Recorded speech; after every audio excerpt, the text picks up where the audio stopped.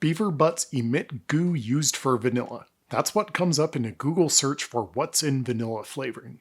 Knowing what I know about vanilla, I was suspicious of such a claim. But Castoreum is a trending topic that keeps coming up. The Food Babe made a video on it back in 2013. Jamie Oliver brought it up on a late night talk show back in 2011. It comes from basically rendered beaver anal gland. It's in cheap sort of strawberry syrups and vanilla ice cream. And if you like that stuff, next time you put it in your mouth, just think of anal gland. This has been going around for a while.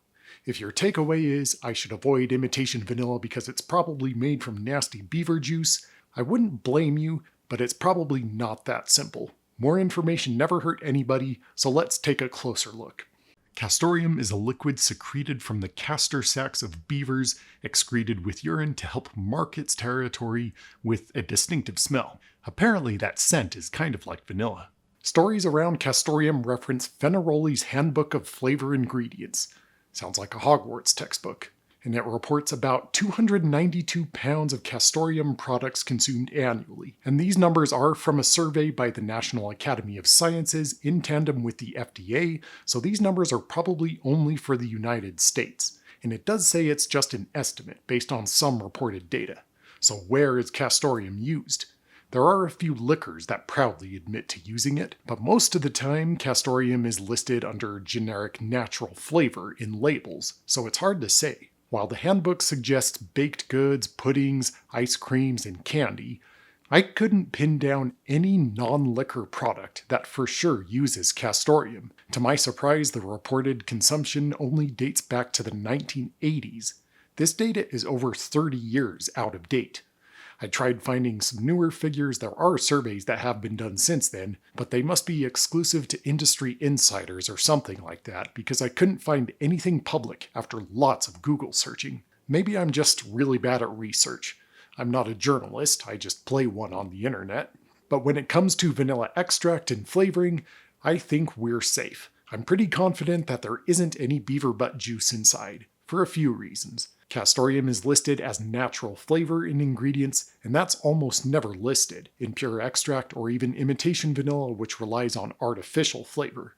And the handbook reports 292 pounds of Castoreum per year. Compare that to synthetic vanillin and ethyl vanillin totaling over 4.9 million pounds. Vanillin is over 16,000 times more common than Castoreum, and it's definitely cheaper as a result. Even if you believe food producers are lazy and don't care about your health, if you assume that they do care about money, then the odds of Castoreum being in vanilla seem incredibly small. No vanilla producer who wants to maximize profits would use expensive beaver juice instead of vanillin. It just doesn't make sense. Castoreum is more common in perfumes. Supposedly it's an aphrodisiac. Apparently just about everything is an aphrodisiac, and it has even been used as medicine for centuries. Castoreum is nothing new, but the figures reported in the handbook are as a food additive, which is a newer thing. And these conclusions only hold true if you trust your sources. Who is this Fenaroli guy? Why should I trust him? Apparently the author's name is actually George Burdock. Okay, what's up, Burdock? Are you on the level? How reliable is the FDA? Can I trust labels? Do producers actually comply with regulations? Given that I found a vanilla flavoring with coumarin, an additive banned by the FDA, I'm doubtful. The sad truth is, unless we're measuring each product to detect compounds through molecular scale analysis, we don't actually know what's in our food. We can guess based on what's been reported, but we'll never know for sure. While Castoreum is pretty rare, and I seriously doubt that it's in any major brand of vanilla, it is used somewhere. I don't know where. Who knows? I'm asking you, who knows? Because I'm not sure who knows. The more I try to understand something, I usually find that there's way more to it than I thought, and I walk away with more questions than answers, and I feel like I understand it less than when I started. It's frustrating, but it's something you have to deal with when you choose to read past sensational headlines and find out what's really going on.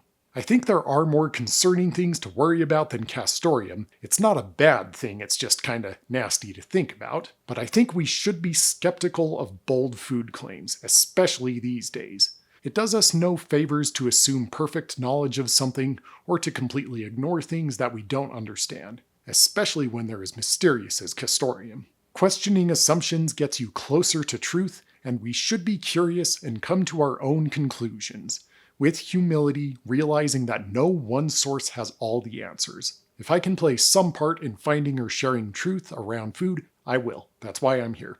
One thing is for certain, if there was more transparency around our food, we could be more informed consumers, and I think we can all get on board with that.